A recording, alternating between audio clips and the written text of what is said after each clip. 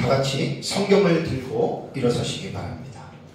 봉독해 드릴 하나님의 말씀은 요한계시록 8장 1절에서 2절 말씀을 제가 봉독해 드리겠습니다. 이것은 하나님의 말씀입니다. 일곱째 인을 떼실 때에 하늘이 반 시간쯤 고요하더니 내가 보매 하나님 앞에 일곱 천사가 서 있어 일곱 나팔을 받았더라. 아멘. 네, 앉으시기 바랍니다. 요한계시록은 여러분들에게 늘 말씀을 드리는 대로 참으로 어려운 그러한 내용의 말씀입니다. 요한계시록은 백인 백색의 책이고 천의 얼굴을 가지고 있는 책이기 때문에 정말 요한계시록은 잘 공부해서 요한계시록을 우리가 알아야 됩니다. 제가 설교서론 부분에 신천지에 대한 부분을 여러분들에게 먼저 언급하고 제가 이제 본문을 가지고 여러분들에게 말씀을 전하려고 합니다. 신천지의 이만희 총회장이라고 하는 사람은 자신만이 요한계시록을 아는 사람이다. 그러면서 그 권위가 신적으로 하나님이 자기에게만 주어졌다라고 그렇게 이야기를 합니다. 놀라운 사실은 신천지 교인들은 그것을 그대로 받아들입니다. 제가 지난주에 신천지 이만희 총회장이 대구 지역에서 이제 목회자들, 신학생들, 또 신도들을 초청해서 집회를 하는 한 1시간 한 10분에서 한 20분 정도 되는 내용을 지난주에 제가 한번 좀 들어봤습니다. 들으면서 참 저는 계시록을 전문으로 연구를 하는 사람이잖아요. 이미 책도 썼고 앞으로도 더 써야 될 책들도 있고 전문가 입장에서 들어볼 때 좀 너무나 기가 막힐 그러한 내용입니다. 그런데 더 놀라운 게 뭐냐면 제가 볼 때는 말도 안 되는 얘기인데 너무 위험한데 거기에 앉아있는 수천 명의 사람들, 어떤 데는 수만 명인데요, 그 사람들이 큰 소리로 아멘하고 박수를 치고 열광하는 그런 모습을 보면서 정말 광란의 집단이다라고 밖에 제가 말을 할 수밖에 없습니다. 그래서 신천지 이만희 총회장의 말을 제가 듣고 몇 가지 제가 아주 중요한 부분에 대해서 몇 가지를 정리해서 먼저 말씀을 드리겠습니다. 기독교의 기본적인 상식을 가진 사람이라면 도무지 받아들일 수 없는 내용인데 그것이 핵심적인 내용이에요. 근데 이만희는 오히려 그것을 자기만이 가지고 있는 마치 전매 특허처럼 그렇게 이야기를 하고 신도들은 그것을 그대로 받아들이고 있다는 것에 너무나 제 마음이 아프고 괴로웠습니다. 첫 번째는 뭐냐면 우리 계시록 4장과 5장에 보면 내용을 알잖아요. 4장 1절에 하나님께서 사도 요한에게 이리로 올라오라 그랬잖아요. 그죠? 그 이리로 올라오라라고 하는 그 말을 이만희는 뭐라고 얘기를 하냐면 자기가 요한계시록 4장과 5장 그 다음에 6장에 있을 때는 그 부분을 자기가 직접 보았다는 거예요. 참 여러분 기가 막히지 않습니까? 분명히 사도 요한이 주후 96년경의 도미장 황제 때에 그것을 천사의 인도 속에서 그 광경을 봤잖아요. 근데 그것을 자기도 올라가서 그 천상의 성전의 모든 내용을 자기가 본 사람이다. 여러분 어떻게 생각합니까? 기독교의 기본적인 상식을 가지고 있는 사람이라면 저 사람 정신이 나갔네? 그러니까 사입이라고 하는 거예요. 신천지를. 도무지 여러분 우리는 인정할 수가 없는 것입니다. 그러니까 첫 번째부터 완전히 잘못됐잖아요. 두 번째는 뭐냐면 계시록 6장에서 어린 양이 인을 떼잖아요. 그죠? 그 6장에 6개 인을 뗍니다. 이 말이 뭐라고 하는 줄 아십니까? 자기가 그걸 직접 보았대요. 어린 양이 첫째 인, 둘째 인, 여섯째 인을 떼는 걸 자기가 직접 보았고 천상에서 하나님이 말씀하시고 천사들이 말하고 어린 양이 말하는 것을 자기가 직접 다 들었다라고 이야기를 합니다. 다시 말씀드리면 정상적인 기독교의 지식을 갖고 있는 사람이라면 그 정신이 도는 거예요. 그죠? 그러니까 완전히 영적으로 말하면 사탄에게 완전히 붙잡힌 사람이거든요. 정상적인 기독교에서 어떻게 여러분 그 말을 우리가 수용할 수 있겠습니까? 물론 신비주의자, 인간의 경험과 체험을 의지하는 신비주의자들은 원래 그런 사람들이니까 같은 아유이기 때문에 아실 수가 있지만, 정통 개혁 신학 입장에서 신앙생활을 했던 그러한 성도들은 절대로 그것을 인정할 수가 없습니다. 그거를 아주 그냥 이만희는 자랑으로 신도들 앞에서 그 사실을 지금 강력하게 언급하고 있더라고요. 근데 그걸 신천지 신도들 그걸 그대로 다 받아들여요. 그러면 이제 거기서 한 걸음 더 가서 뭐라고 이야기를 하냐면, 자신만이 예수님께서 요한계시록을 세상에 가르치라고 하나님이 보내신 목자다, 이렇게 이야기를 하는 거예요. 그러면 그 근거를 어디로 얘기를 하냐면 요한계시록 22장 16절을 보시면요, 이거는 이제 신천지에 있는 그 대전에서 무슨 지파의 지파장이 신천지 이만희 총회장을 설교할 때 이 말을 갖고 오더라고요. 22장 16절에 거기 보면 내가 내 사자를 보내어 너희에게 증언하게 하였노라라고는 예수님의 말씀이 나오잖아요. 그러니까 여기서 예수님이 내 사자를 보내어 이 작은 두루마리의 계시를 너희에게 증언하게 했다라고 하는 이 사자가 누구냐? 그게 이만희라는 얘기예요. 여러분, 여기서 말하는 이 사자는 모든 교회사 시대를 통해서 하나님의 말씀을 가르치고 연구하는 사역자들을 말하는 거예요. 이만희 한 사람만 말하는 것이 아닙니다.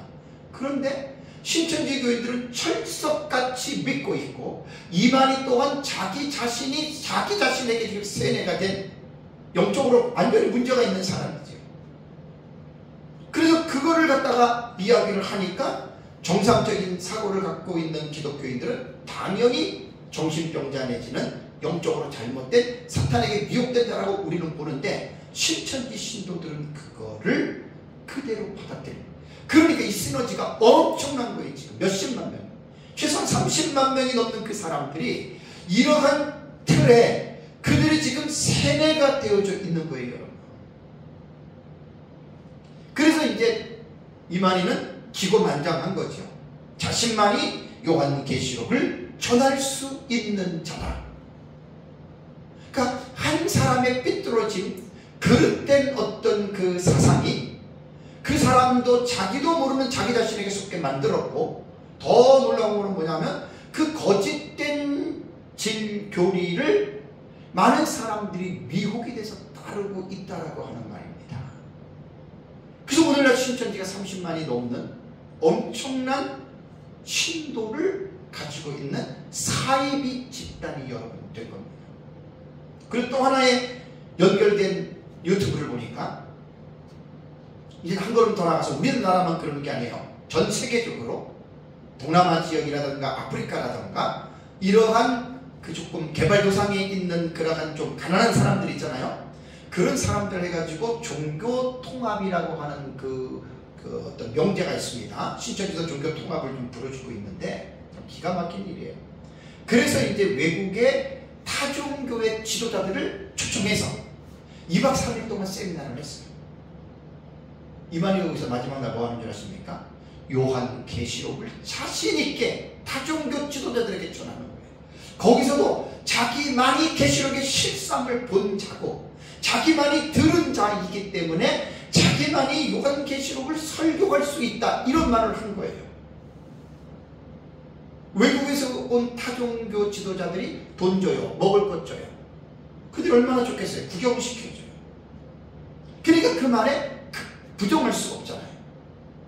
그러면 이제 긍정해가지고 마지막에 인터뷰하는 타종교회, 아마 불교계 같은데요. 불교계 같은데 외국 사람입니다. 그러면서 상당히 이만희 총회장의 강의를 감명 깊게 들었다고 하면서 그렇게 이야기하는 것을 보고 너무나 지금 제 마음이 아팠습니다.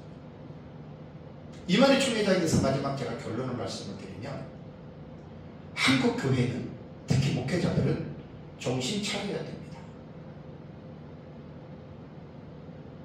저는 요한계시록을 어떤 하나만, 제가 전천년을 믿는다고 해서 전천년만 믿으라 이런 말 안 합니다. 교회 역사를 통해서 역사적 전천년이 먼저 나왔고, 그 다음에 무천년이 나왔고, 후천년이 나왔고, 세대주의 전천년이 2000년 동안에 이렇게 요한계시록을 보는 입장이 나뉘어졌어요.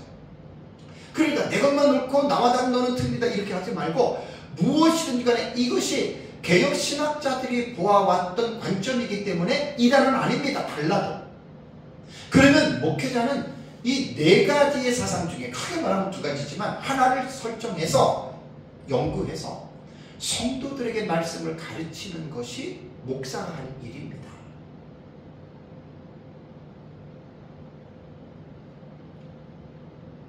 수십만의 사람들이 신천지에 빠질 때 결정적인 영향을 발휘한 것이 요한계시록입니다. 거기서 제가 알기로는 90% 이상의 성도들, 교회에 있는 성도들이 90% 이상입니다. 자기들이 교회 생활할 때 거기는 일부 목사, 이 목사는 좀 불쌍한 사람입니다. 그 진짜 목사가 아닌 사람들인데 목사가 된 사람들이 한국교회에 꽤 있거든요. 그 다음에 신학생, 그 다음에 장로, 그 다음에 권사. 기존교회를 20년, 30년, 40년을 다녔던 사람들이 빠진 거예요. 심지어는 목회자 가정의 자녀들까지도 신천지에 빠진 거예요. 그리고 그 빠진 사람들 90% 이상이 자기가 다니는 교회에서 목사가 요한계시록을 전천년이든 무천년이든 세대주의든 후천년이든 간에 들어본 적이 거의 없는 사람들입니다. 제 말이 맞습니다.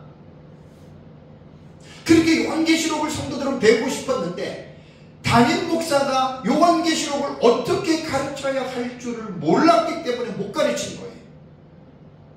7년 전쯤에 우리 서경노회에서 고신의 유명한 목사님을 한 분을 초청해서 수련회를 했습니다. 제가 쉬는 시간에 그 목사님에게 물어봤습니다. 이름을 대면 다 알아요. 이름은 안 되겠습니다.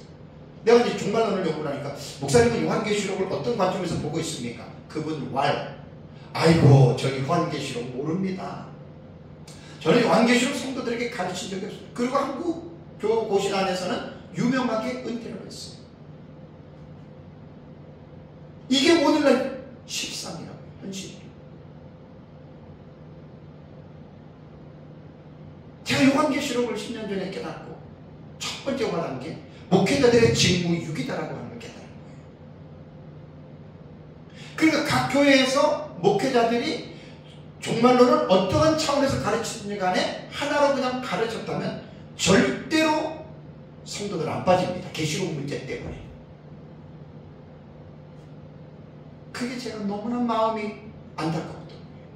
그래서 설교 서론 부분에 제가 여러분들에게 좀 이 말씀을 먼저 드립니다. 제가 지금 설교하고 있는 것은 종말론 용어 해설에 대한 설교를 하고 있습니다. 이번 시간이 27번째 설교입니다. 4주 전부터 제가 일곱인 시리즈에 대한 설교를 이제 시작했습니다. 일곱인, 일곱 대죠. 이것만 해도 최소한 21시간이잖아요. 쭉 해나갑니다. 요한계시록에서 가장 어려운 내용이 계시록 6장부터 19장에 기록된 내용입니다. 6장부터 19장의 내용을 올바르게 이해를 해야 사실 요한계시록이 어떠한 내용인지를 여러분 그때야 비로소 깨닫는 거예요. 부처님도 마찬가지고 전천년도 마찬가지고 그렇습니다. 제가 이제 요한계시록을 연구하고 정리해서 가르친 것들을 말씀을 드리면 6장부터 19장의 내용은 제가 연구한 책이 있습니다. 19장의 내용은 사도 요한이 에이돈 내가 보았다. 그것이 52번 정도가 나와요. 이거는 보는 사람의 입장에서 증감이 있을 수 있습니다. 그 다음에 에쿠사 그 1인칭 저기 단수거든요. 내가 보았다라고 하는 것이 약 43번 정도가 나옵니다. 그러니까 요한계시록을 읽어오면 1장부터 22장까지는 보았다, 들었다라고 하는 이 동사의 표현이 오버랩이 되는 거예요. 오버랩. 들었는데, 듣고 있는데 장면이 사라지기 전에 내가 보았다. 이게 오버래핑 기법이라 그래요. 문학적으로 말하면. 보고 있는데 또 다른 것들이 사라지기 전에 또 보고 있는데 다른 내용이 그의 귀에 들리고.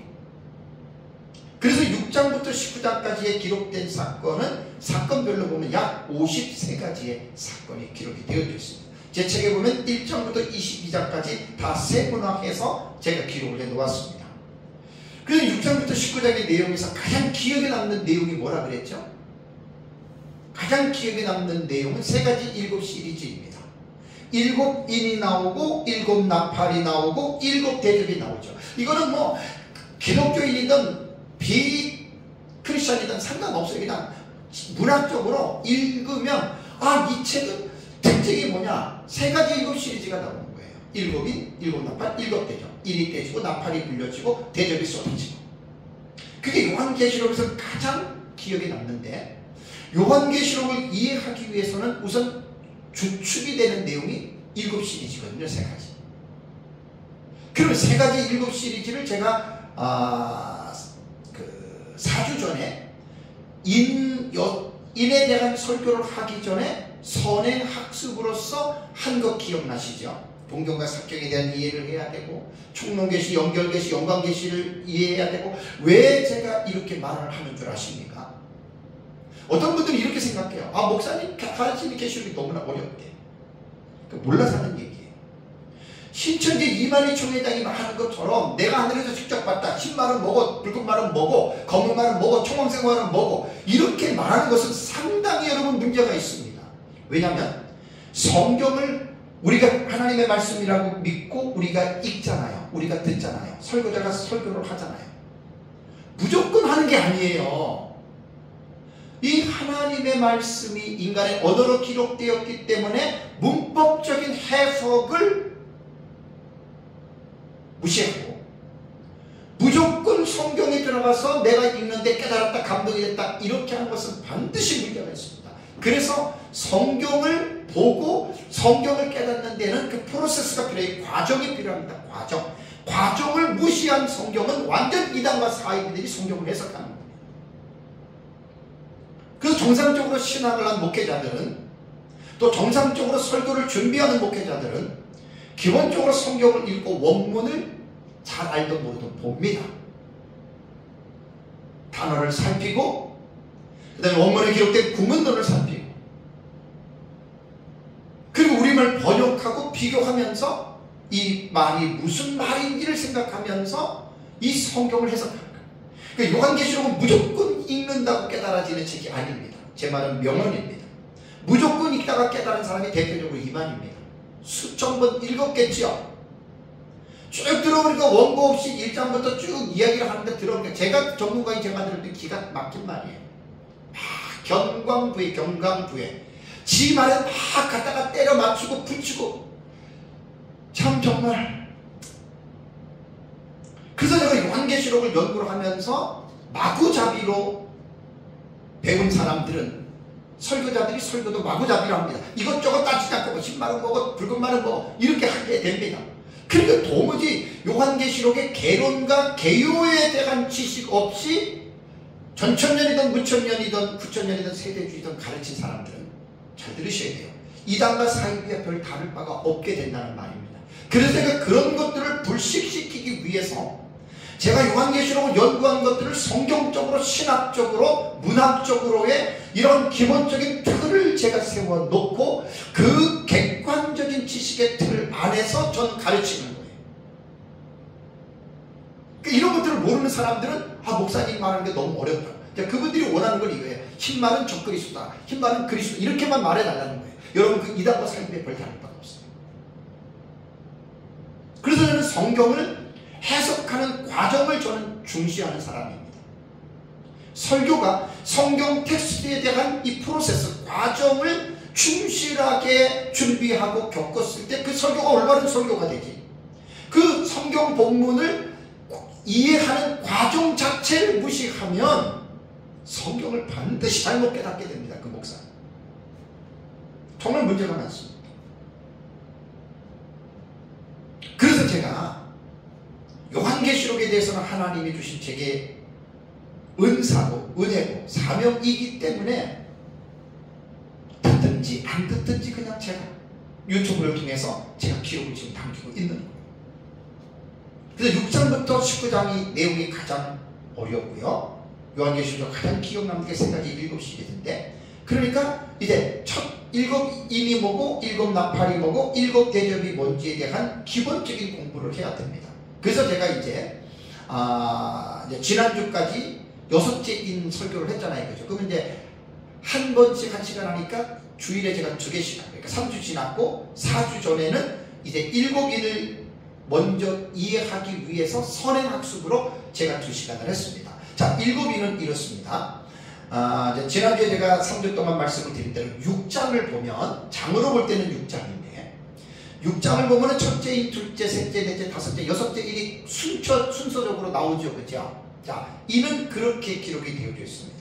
그리고 6장이 끝나고 7장으로 딱 들어가면 여섯째 인까지 보았던 성도라면, 독자라면 뭐를 기대해요? 일곱인 시리즈니까 여섯째 인까지 읽었으니까 그 다음에 나오는 장수로는 7장에 표기가 되어져 있는데 당연히 뭐가 나오겠다고 생각하죠?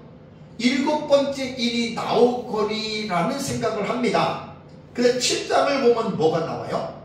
일곱 번째 인하고는 전혀 상관이 없는 두 가지의 계시가 나오죠.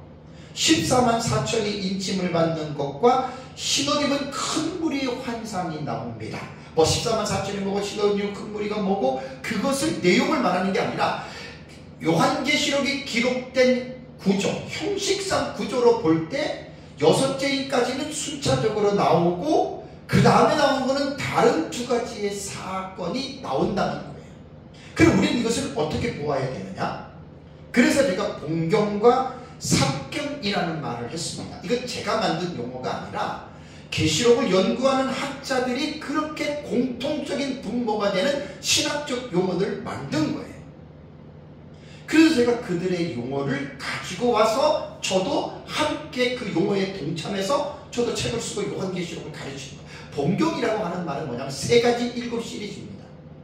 일곱인, 일곱 나팔, 일곱 대접, 그리고 20장, 21장의 내용을 학자들이 전천년, 부천년, 후천년, 세대들이 다는 아니지만 다수의 학자들이 그걸 봉경군으로 보자라고 서로가 약속한 거예요. 그래서 봉경할 때는 그런 내용이고, 삽경은 뭐냐?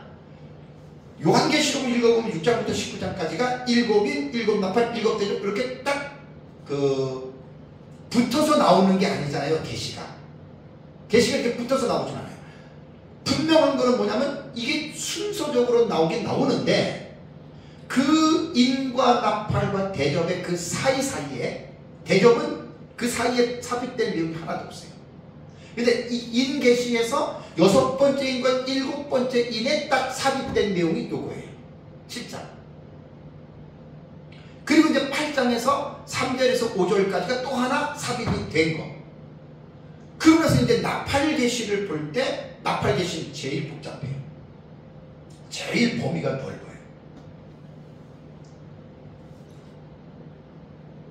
요건 이제 나팔 계시할 때 오후 예배 때 제가 구절을 좀 더 자세하게 말씀을 드리겠습니다. 이런 걸 잘 듣고 공부를 해야 돼요. 그래야지 이단과 사이비가 구분할 수가 있는 거예요.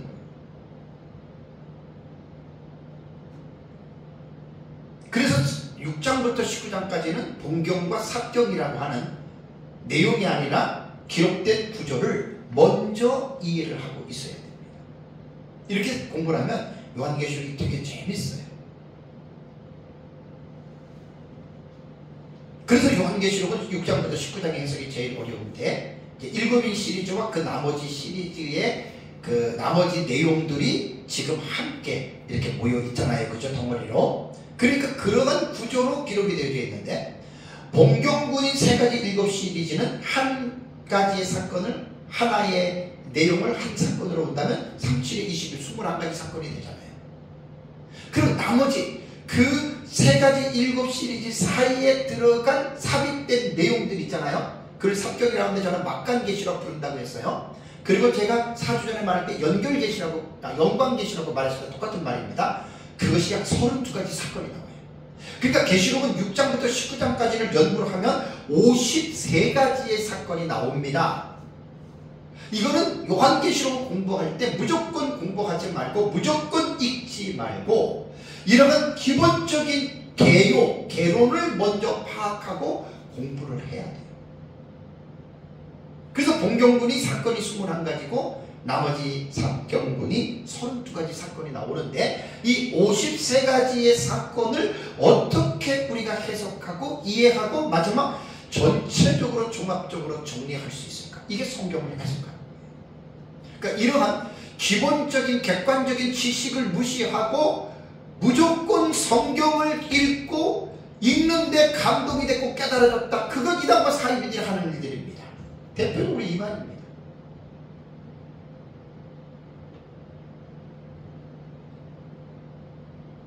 너무나 성경을 간단하고 단순하게 사람들이 깨달으려고 해요. 그렇게 하면 안 됩니다. 특히 요한계시록은 그렇게 해서 깨달을 수도 없고 이거 되게 어려운 책이잖아요. 요한계시록이. 그래서 이제 7장에 지난주 6째 인을 마치고 7장을 딱 보면은 7째 인하고 상관없어요. 그럼 오늘 제가 공독해 드린 8장 1절을 볼까요? 8장 1절에 7째 인을 떼실 때 나오잖아요. 이 7인은 6장에서 첫째, 둘째, 셋째, 넷째, 다섯째, 6째 인이 떼졌어요. 그리고 7장에 다른 내용이 2개 나오고 8장에 7개 인이 나오니까 6째 인과 7째 인 사이 6장과 8장 사이에 7장이 다른 내용이 삽입됐다. 막간계시 이렇게 기억을 하셔야 됩니다. 그럼 여기서 7째 인을 뗐습니다. 그럼 7째 인을 떼면 우리가 첫째에서 넷째 인도 봤지만 인을 뗄 때마다 흰말 나오고 붉은 말 나오고 그 다음에 검은 말 나오고 청홍색 말 나오고 그 말에 탄 기사가 나오잖아요. 그 하나에 가지고 있는 어떤 그 계시의 내용을 담고 있는 거예요. 근데 7째 인을 떼니까 1절을 보시면 하늘이 반시간쯤 고요하니 이것만 딱 나와요. 하늘이 반시간쯤 고요하다. 하나의 내용이 될 수 있겠죠. 근데 하늘이 반시간쯤 고요하다. 그 다음에 두 번째는 뭐냐면 2절을 보세요. 내가 보매 A동이에요. 내가 보았다. 하나님 앞에 7 천사가 서 있는데 그 7 천사를 어떻게 묘사했습니까? 7 나팔을 받고 서 있는 7 천사를 본 거예요. 그러니까 7째 인은 뭐냐? 내용상으로 볼 때는 이 두 가지의 의미를 갖고 있다는 거예요. 두 가지 의미를 제가 해석하겠습니다. 첫 번째, 하늘이 반시간쯤 고요하더니 그랬죠. 그죠? 반시간이라고 하는 헤미오리온이라고 하는 이 단어는 두 가지의 단어가 복합된 단어입니다. 접두사 헤미라고 하는 이제 반이라고 말하는 이 단어가 접두사거든요. 헤미, 반이에요. 다음에 호라라고 하는 이 단어가 시간입니다. 한 시간을 이야기를 합니다. 그래서 이 두 단어가 반시간, 요 두 단어죠. 반시간이 두 단어잖아요. 그러니까 헤미오리온이라고 하는 이 단어를 한 단어로 썼지만 분해해보면은 두 단어입니다. 반과 시간. 그래서 문자적인 의미로는 30분을 말합니다. 짧은 시간이죠. 근데 이 헤미오리온이라고 하는 이 단어는 신약성경에 딱 한 번 사용된 겁니다. 히브리어와 헬라어 원어 사전을 들어가면 성경에 딱 한 번 사용된 단어들이 꽤 있습니다. 뭐 특별한 의미는 없어요. 그냥 반 시간이니까 30분 정도의 그런 의미이고, 그 다음에 고요하더니라는 말이 있잖아요. 그죠? 고요하더니라고 하는 이 말은 시계라고 하는 단어입니다. 시계. 근데 이 시계의 어원은 시조에서 왔습니다. 그러면 시조라고 하는 이 뜻을 원어 사전을 봤더니 요거예요. 조용하는 거예요. 침묵하는 거예요. 그래서 공동 번역은 어린 양이 7째 봉인을 떼셨을 때에 약 반 시간 동안 무엇이 하늘에는 침묵이 흘렀다. 어느 정도요? 헤미오리온 반 시간입니다. 그런데 이렇게 성경을 먼저 우리가 문장의 흐름을 먼저 이해하고 난 다음에 석의가 들어가는 거예요. 원문을 들어가서. 원문을 못 보는 사람들은 어쩔 수 없지만 들어가서 이제 이 단어도 보고 그 다음에 구문론도 보고 그러면서 이제 이 문장이 무엇을 말하는지를 쫙 봐야 되는데 특별한 것은 없습니다. 서기를 들어가도 그냥 말 그대로 7번째 인을 뗄 때 하늘이 반 시간 정도 침묵을 하고 있었다.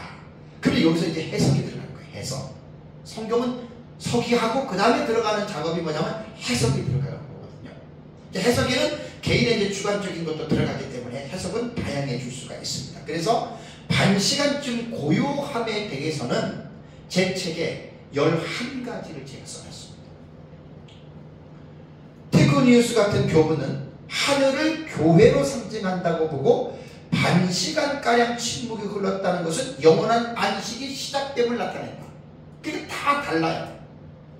제가 가지고 있는 주석들만 보니까 20가지가 넘는 해석들이 있는데 제 책에는 11가지만 써놓고 저는 제 책은 객관적으로 썼기 때문에 이렇게 보는 관점들이 있습니다. 근데 저는 여기서 이렇게 봅니다라고 제가 보는 입장을 말해놓고 제가 이렇게 보는 이유와 입장을 대변한 것이 제 책입니다. 그래서 이제 서기가 들어갈 부분은 원문 서기가 들어가고 그 다음에 이제 해석학적으로 들어갈 때는 해석도 집어넣고 그러면서 이제 역사적으로 제가 보는 것과 같이 본 사람들의 해석이 있으면 책을 통해서 제가 이제 다시 그것을 갖다가 공감하는 차원에서 소개도 했고 그리고 나는 이런 사람이 이렇게 보는 것에 대해서 저는 이 부분에서 공감할 수 없다. 그럼 제가 또 그렇게 표현했고 제 책은 그렇게 객관적으로 쓰여진 책입니다. 존자배다라고 하는 사람은 그리스도인이 파멸된 뒤 교회는 짧은 휴식을 맞았다. 다 보는 관점이다. 해석을 딱 들어가면 요한계시록은 너무너무 천의 얼굴이에요. 천의 얼굴. 똑같은 한 얼굴인데 천명이 다 다른 각도에서 보면 그 얼굴을 묘사하는 것이 다릅니다. 그런 다른 이야기입니다. 그만큼 여러분 요한계시록이 상당히 그 난해한 부분을 가지고 있습니다. 시간상 다 제가 이제 말씀을 안 드리고요. 제가 이제 마음에 와닿는 사람은 누구냐면은 비구치라고 하는 이 학자가 쓴 내용입니다. 비구치라고 하는 이 학자가 쓴 내용인데 이 비구치가 쓴 내용을 제가 어디에서 봤냐면 그랜트 오스본이라고 하는 부흥과 개혁서에서 나온 요한계시록 주석에서 제가 이 사람의 그 내용을 가지고 제 책에다가 인용을 했거든요. 비구치는 뭐라고 얘기를 하냐면 첫 번째 순환과 나머지 두 순환 간에 약간의 텀이 있다는 거예요. 간격. 이겁니다. 운동장을 한 바퀴 돌았습니다. 또 운동장을 도는 게 2바퀴를 돌잖아요. 한 바퀴를 돌고 나서 2바퀴를 돌기 전에 텀이 있다는 거예요. 간격. 제가 제일 마음에 드는 게 이겁니다. 저도 요한계시록을 이렇게 보거든요. 왜냐하면 7째 인에 대한 해석이 여러분 너무너무 중요합니다. 왜냐하면 첫째 인에서 6째 인까지의 내용이 어떻게 보면 인에 대한 내용은 6째 인까지 6장에서 마무리가 된 거예요. 그리고 7째 인은 내용이 달라요. 그러니까 다음 단계를 묘사하는 거예요. 그건 뒤에 좀 이따 제가 말씀드리겠습니다. 그래서 제가 여기서 순환이라고 하는 이 부분에서 내가 연구하다 너무 깜짝 놀랐어요. 그러면 여기서 순환이라고 하는 말은 뭐냐면 제가 영어 번역할 때 비구치가 뭐라고 말하는지 단어는 안 찾아봤는데 순환이라는 말을 우리말 사전을 보면 주기적으로 되풀이하여서 본다라는 말입니다. 그러니까 조금 전에 말 운동장을 한 바퀴 돌고 2바퀴 돌고 그게 순환이거든요. 근데 이 순환이라고 하는 의미가 비구치가 생각하는 순환과 제가 생각하는 순환이 같을 수도 있지만 다를 수도 있어요. 제가 왜냐하면 이 학자의 책을 전 못 봤기 때문에 인용한 것만 봤기 때문에 그래서 저는 제가 생각하는 순환에 대해서 여러분들에게 말씀을 드리겠습니다. 우리 역사적 전체의 입장에서 제가 보는 요한계시록은 신학적 기초 여러분들 너무 중요합니다. 한 일화가 있죠. 그죠? 7년으로 가요. 이거는 어디서 나오냐면은 다니엘서 9장 24절과 27절에 나오는 70일의 계시에 나오는데 사용된 용어입니다. 그래서 우리 역사적 전천년은 요한계시록을 해석할 때 구약성경 다니엘서 70일의 계시와 우리는 연관을 시키는 거예요. 그래서 나머지 한 일회를 우리는 예수님의 재림이라고 하는, 예수님의 재림 직전에 한 일회의 친절의 기간이 올 것이다. 무식한 사람들은 이게 세대주의 해석하니 그렇게 얘기를 하거든요. 아니에요. 초대교회 교부들이 이렇게 해석한 최초의 신학자입니다. 영어 사이트에 들어가가지고 영어로 한 일에게 해석법의 최초 신학자가 누구냐 한번 쳐보세요. 영어로 히포리투스라는 사람이 나옵니다. 히포리투스 스승이 이레네우스고, 이레네우스 스승이 폴리갑입니다. 폴리갑의 스승이 사도 요한입니다. 요한계시록 원저자입니다. 세대주의가 이 해석 틀을 갖다가 써서 괴상하게 괴물로 만들어 놓아서 한일의 해석법이 잘못됐다고 말하지만, 원래 한일의 해석법은 초대 교부들이 사용했던 요한계시록의 종말론의 역사를 투자하는 신학적 틀입니다. 이걸 분명하게 이해를 해요. 그러니까 저는 역사를 전천년의 종말론 신학을 저는 추정하는 자로서 여기에서 이제 6장과 19장의 내용을 우리는 한 일회에 일어나는 사건으로 우리는 해석합니다. 물론 세대주의 당연히 그렇게 해석합니다. 근데 해석을 딱 들어가면 제가 하는 거, 우리 스승 민목사님한테 배웠던 거 이건데 전혀 다릅니다. 세대주의. 그러니까 제3자는 그거를 양쪽 놓고 비교해서 보고 비평을 해야 되는데 안타깝게도 그렇게 보는 사람이 아직까지는 없습니다. 제가 이제 그래서 책을 낸 거고, 그 책을 통해서 이런 부분들을 제가 지금 알리는 겁니다. 자, 첫째 일에서 여섯째 일 제가 설교를 했죠. 그죠? 자, 우리는 성경을 해석할 때 이게 단락의 해석이거든요. 6장부터 19장에 53가지 사건이 나오잖아요. 그 53가지 사건을 하나하나 다 해석을 하고 마지막에 정리를 해야 되잖아요. 한 일회 동안에 어떻게 여섯째 일이 일어나느냐. 첫 번째 일이 뭐죠? 두중인이에요. 한 일의 시작 때 나타나요. 두 번째 일이 뭐죠? 유브라데 전쟁이에요. 이거 후반부에 해당하는 거예요. 전반부 후반부. 다음에 세 번째 인 검은 말이 기근이죠. 요거 한 일회가 시작될 때 다 일어나는 기근. 네 번째 청황색 말은 적그리스도를 그랬죠. 그죠? 이거 지금 정리된 거를 말씀을 드리는 거예요. 처음 듣는 사람 무슨 말인지 모르는데 제가 3주 동안 설교했던 게 이 내용입니다. 다섯 번째 이는 천상에서 천상에서 순교자들의 탄원이라고 했어요. 순교자 영혼들. 여섯 번째 이는 이 세상에 어떻게 해요? 심판이에요. 그러니까 첫째 인에서 여섯째 인의 내용을 볼 때는 비구치가 순환이라고 하는 용어를 썼습니다. 순환. 주기로부터 오는 거예요. 그래서 첫째 인에서 여섯째 인을 우리가 제가 해석을 다 했지만 정리를 하면 한 일의 기간 안에 여섯째 인이 한 일을 전부 다 포괄하고 있어요. 요게 여섯째 인을 한눈으로 쫙 보는 거예요. 그 제 책 뒤에 보면 도표가 나오잖아요. 도표를 보면 인은 제가 황토색으로 표시를 해놨습니다.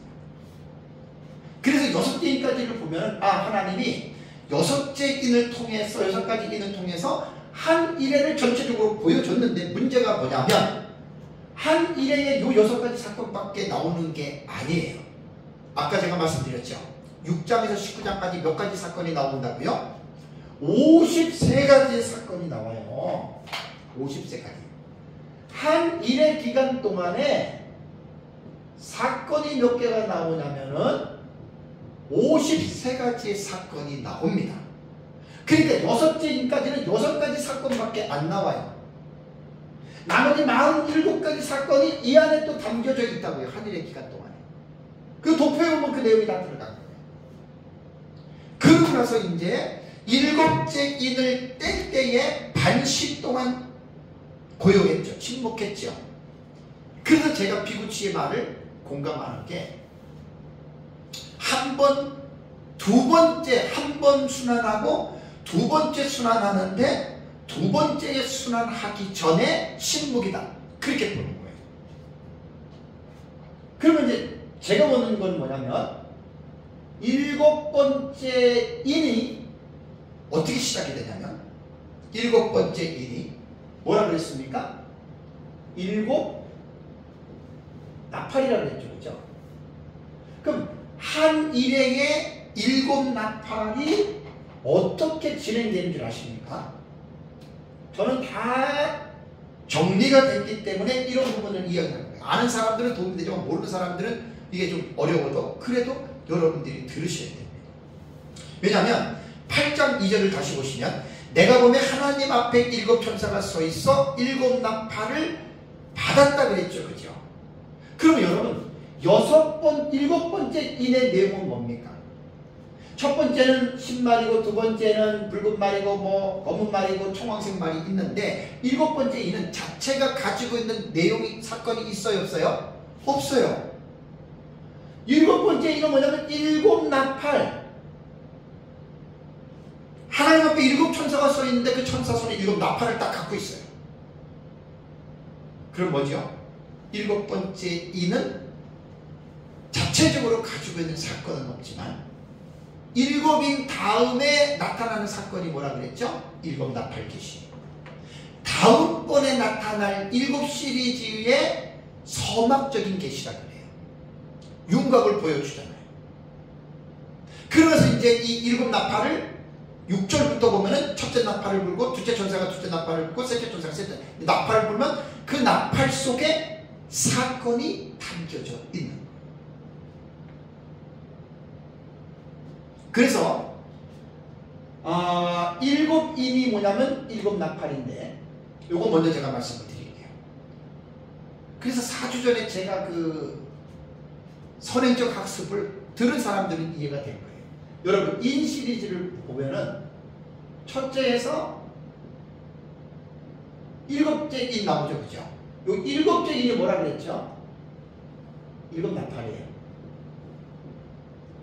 일곱 번째 나팔의 내용이 뭐지요? 일곱 대접이에요. 이렇게 되는 거예요. 그래서 인, 나팔, 대접 세 가지 일곱 시리즈가 이렇게 구조가 형성이 된 거예요. 그러니까 뭐죠? 일곱 번째 인을 쫙 들어 올리면 뭐가 따라 올라가요? 일곱 나팔이 따라 올라오고 일곱 번째 나팔에 뭐가 따라 올라가요? 일곱 대접이 따라 올라가죠. 그래서 일곱 인은 제가 무슨 계시라고 했어요? 총론 계시예요. 구조를 먼저 이해하셔야 돼요. 요한계시록. 이렇게 다이어그램으로 제가 표현할 때 딱 머릿속에 찍어 놓으시면 돼요. 그러니까 뭐냐면 일곱째 인은 일곱 나팔이에요. 일곱 나팔. 그러면 일곱 나팔의 내용이 뭘까? 그거 이제 제가 5부터 설교를 하는 겁니다. 일곱 나팔의 계시. 첫 시간이니까 일곱 나팔에 대한 전체적인 윤곽을 먼저 말씀드릴게요. 첫 번째 나팔은 적 그리스도에 대한 계시입니다. 오후에 제가 첫째 나팔 설교를 해요. 이것은 한 해가 시작될 때 그대로 여기 연대기로 보는 거예요. 두 번째 나팔은 뭐냐면 일곱 번째 제국이 등장해요. 다음 주에 둘째, 셋째 나팔을 제가 말을 하거든요.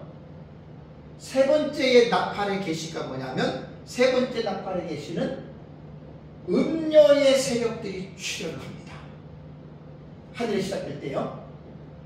네 번째 나팔은 뭐냐면 영적 흑암입니다. 다섯 번째 나팔은 뭐냐면 다섯 번째 나팔은 화예요. 이것을 첫째 화라고 하거든요. 다섯 번째 나팔이 말하고 있는 것은 뭐냐면 황충화입니다. 황충화의 기간은 5개월 동안이거든요. 그럼 어디부터 5개월 기간이냐? 하늘의 전반부의 마지막에 해당되는 5개월 전입니다. 다음에 여섯 번째 나팔은 둘째 화거든요. 둘째 화. 둘째 화는 여섯 번째 나팔, 둘째 화는 유브라데 전쟁입니다.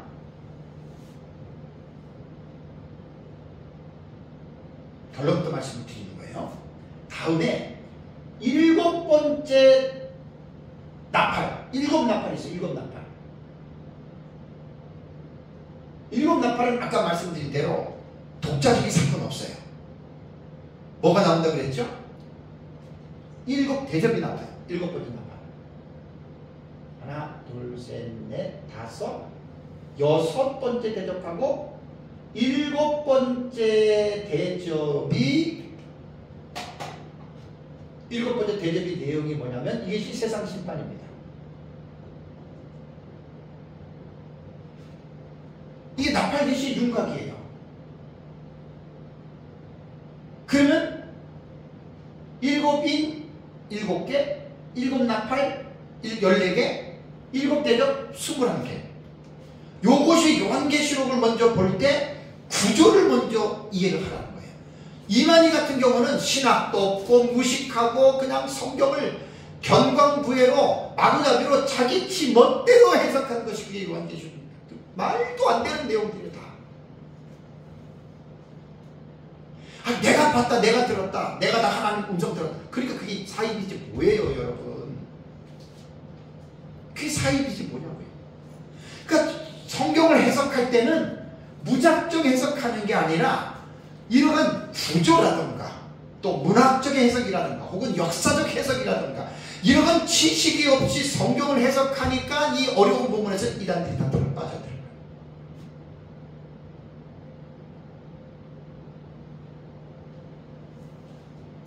일곱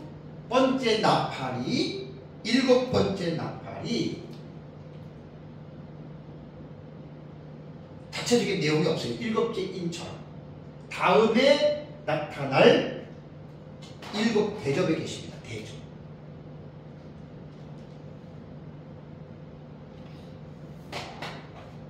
요게 이제 일곱 번째 나팔이 우리에게 주고 있는 여러분 이제 그러한 내용입니다.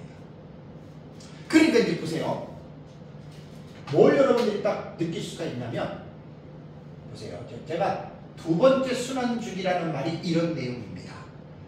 첫째 인에서 여섯째 인까지를 하나님이 6장에서 여섯 인을 통해서 하나님이 계시하신 그 내용을 해석을 하다 보니까 한 일회의 기간 동안에 여섯 가지 일이 딱 나오는 거예요. 그러니까 한 번 한 일회를 어떻게 해요? 순환 도는 거예요. 도는 거예요. 그 다음에 일곱 번째 인이 딱 봤더니 뭐죠? 일곱 나팔인데 일곱 나팔도 첫째, 둘째, 셋째, 넷째, 다섯, 여섯, 일곱째 나팔, 일곱 대접을 딱 보니까 이것도 어느 기간 안에서 일어나는 사건이에요. 한 일의 기간에 일어나는 사건이죠. 그죠? 오늘 설교는 요한계시록을 공부하는데 꼭 알아야 할 중요한 선행학습입니다. 이걸 먼저 알고 요한계시록 공부를 하셔야 돼요. 그러니까 여기서 다시 8장 1절을 볼까요? 8장 1절에 일곱째 인을 떼실 때에 어떻게 해요? 하늘이 어떻게 반 시간 동안 고요하더니 그랬잖아요. 고요하더니. 그래서 20-30명이 넘는 이 하늘이 반 시간 동안 고요한 것에 대해서 많은 학자들이 이야기를 했는데 우리 민 목사님 같은 경우는 그냥 이 같은 현상은 계시의 잠정적인 중단을 의미한다. 단순한 해석이에요. 근데 이게 단순한 게 아니죠. 그래서 저는 비구치가 말한 대로 첫 번째 순환과 나머지 순환 얘기를 했잖아요. 제가 이 사람 제가 언제 구해가지고 좀 보고 싶은 마음이 있어요. 제가 본 것과 똑같으면 너무나 이게 기가 막힌 관점이에요. 첫 번째의 순환과 나머지 두 순환 간에 그랬죠. 간에 약간의 간격이 있도록 하나님의 간섭을 바라는 간절한 기대를 의미합니다. 여섯째 인까지 한 일회를 보여줬죠. 그 다음 어떻게 됩니까? 일곱째 인은 일곱 나팔을 보니까 이게 전부 다 한 일의 기간 동안에 일어나는 사건이죠.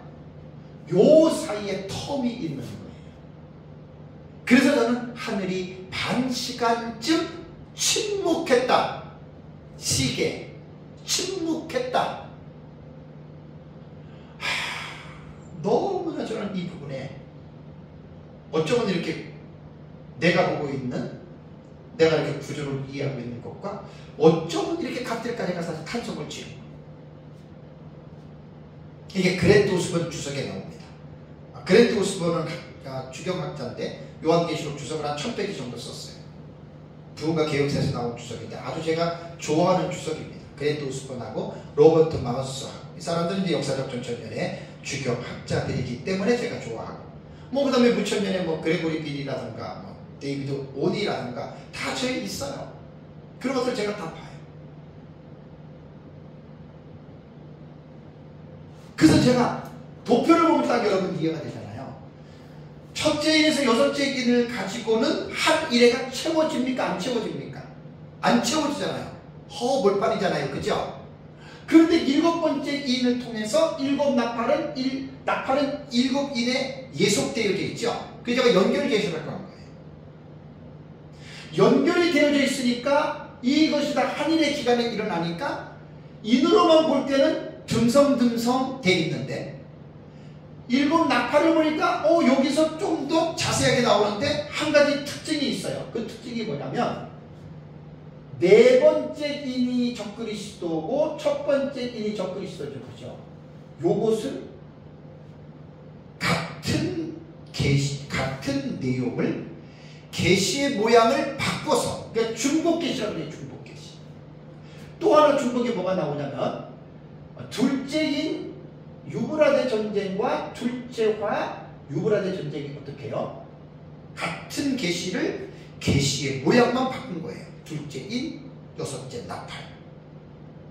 다음에 여섯째 인과 이건 일곱 번째 대접이에요. 요것이 뭐지요? 세상 심판이라고 하는 똑같은 내용을 계시의 모양과 방법을 바꿔서 해석을 하는 거예요. 그러면 세 가지 일곱 시리즈인 일곱인, 일곱 나팔, 일곱 대접을 보면 한 일회가 풍성하게 좀 채워졌죠. 근데 오해해서는 안 돼요. 세 가지 일곱 시리즈만으로 한 일회를 다 이해할 수 있습니다. 없어요. 왜? 한 일회가 몇 가지 사건 나온다고 그랬어요? 6장 29장까지 53가지죠.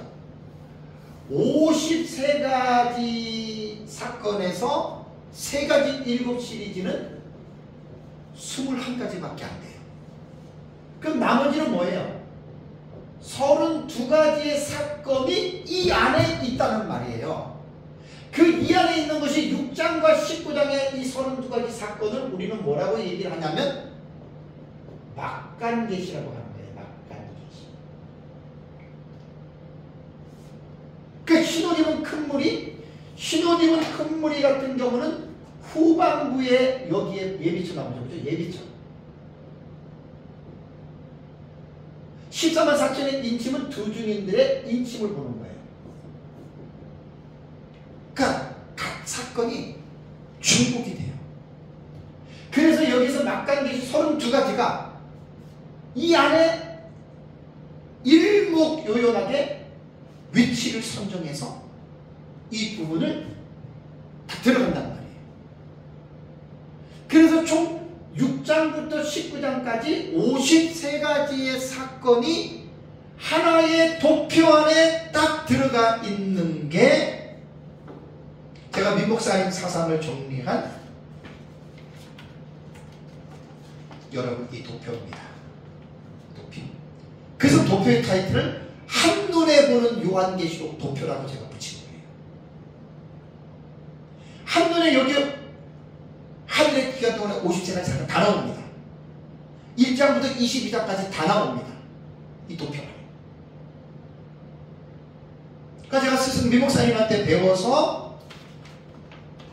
민목사님은 부분적으로만 해놓은 것을 하나님이 지혜를 주셔가지고 한눈에 종합적으로 도표를 딱 만들어 놓은 거예요.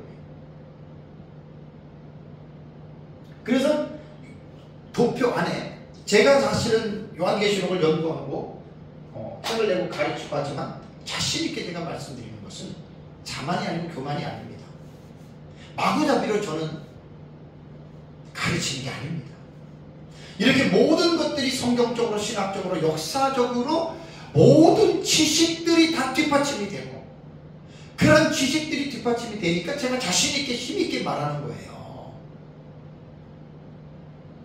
그런 것이 없이는 요한계시록은 여러분 말하기가 사실 힘듭니다.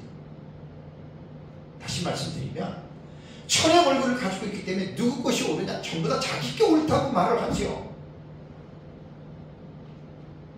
최종적으로 평가하실 분은 예수님입니다. 언제? 예수님 재림할 때 그때 딱 나타납니다. 과거주의가 맞든지 역사주의가 맞든지 미래주의가 맞든지 이상주의가 맞든지 그때 나타나고, 천년왕국이 예수님 재림하면 천년왕국이 있는지 없는지 그건 예수님 재림해야지 알기 때문에 피차가 다 자기가 알고 있는 부분에 확신을 가지고 있지만 지나친 확신을 넘어서 나만 맞고 나와 다른 너는 틀리다, 이런 무식한 말들은 학자든지 목사든지 성도든지 이런 말을 하면 안 됩니다.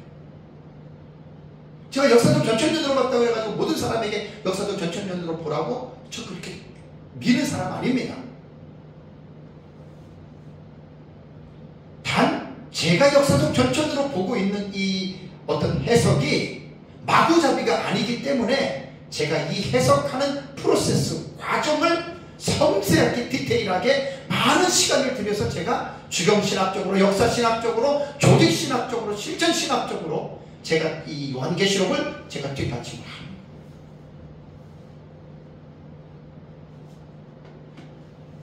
이렇게 요한계시록을 어렵기 때문에 많은 시간을 들여서 공부를 하지 않으면 깨달을 수도 없고 그냥 공부하다가들 다들 지칩니다.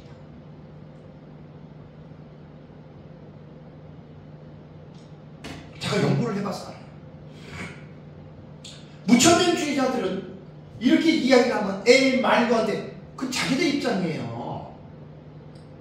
우리 역사적 전천년에서 무천년을 보면 말도 안 되지.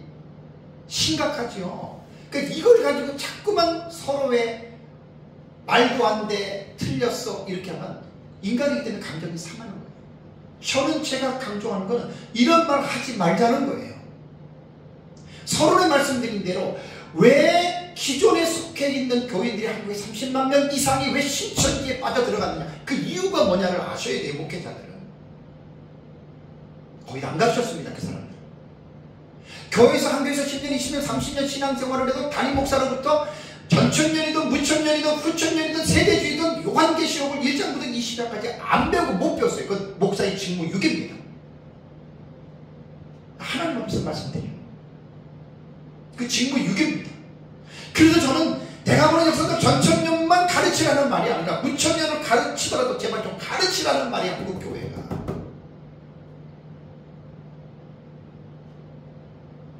요한계시록이 성령의 감동으로 기록된 하나님의 말씀이잖아요. 가르쳐야 돼요. 근데 제가 해봐서 알아요. 목사님들 성경을 잘 모르면 요한계시록 공부하기 힘듭니다. 이 구약 성경과 전부 다 연결이 되어져 있습니다. 저는 제가 보고 있는 역사적 전천년의 신학적 입장에서 요한계시록을 저는 체계적이고 논리적이고 합리성을 가지고 제가 가르치는 거예요. 이 책이 사실은 기본 원고로 하면 1500페이지가 됩니다. 이 책이 1500페이지가 됩니다. 자랑하려는 게 아닙니다. 주해가 이 안에 다 제 나름대로 그냥 주해가 다 들어가 있습니다. 신천지에 우리 성도들을 빼앗기지 않으려면 일단은 계시록을 먼저 가르쳐야 됩니다. 전천년이든 무천년이든. 사랑하는 성도 여러분, 예수 그리스도께서 재림하시면 이 세상은 하나님의 심판을 받아 멸망에 이릅니다. 참으로 끔찍한 사건입니다. 우리 역사적 전천년은 사건을 해석할 때 미래적 해석을 하기 때문에 우리 역사적 전천년 입장에서는 이 미래적 해석을 신학의 정체성으로 삼습니다. 안타까운 것은 늘 말하지만 사이비 이단과 종말론주의자들이 전부 다 미래주의 해석을 합니다. 그러니까 말도 안 되죠. 그러니까 오리지널을 가짜들은 항상 이미테이션이라고 하잖아요. 가짜 옷을 입고 나오는. 이단과 사이비들이 본다고 잘못된 거 아닙니다. 그래서 요한계시록은 천의 얼굴을 가지고 있는 책이기 때문에 설교자가, 목회자가 정말 간단하게 배울 수 있는 내용이 아닙니다. 많이 공부를 하셔서 성령의 감동으로 기록해 놓으신 이 말씀을 잘 가르쳐야 됩니다. 그래서 요한계시록은 기본적인 지식이 없으면 도무지 뜻을 알기 어렵습니다. 그래서 제가 재작년에 요한계시록 독법에 대해서 강의했고 설교했던 것 책으로 나오는데 아마 그 책이 나오면 많은 분들에게 정말 엄청난 도움을 줄 겁니다. 그 책은 객관적으로 쓴 겁니다. 뭐가 옳고 틀리고 그렇게 쓴 게 아닙니다. 2000년 교회사를 통해서 요 교회들이 요한계시록을 어떻게 읽어왔는지 그것을 밝히는 게 요한계시록 독법책입니다. 여러분들이 성령의 감동으로 기록된 마지막 책을 잘 기억하고 또 믿음으로 우리가 이언의 말씀을 잘 읽고 듣고 지키는 이러한 복된 삶을 사시기를 주님의 이름으로 축복합니다. 우리 다 같이 함께 기도하겠습니다.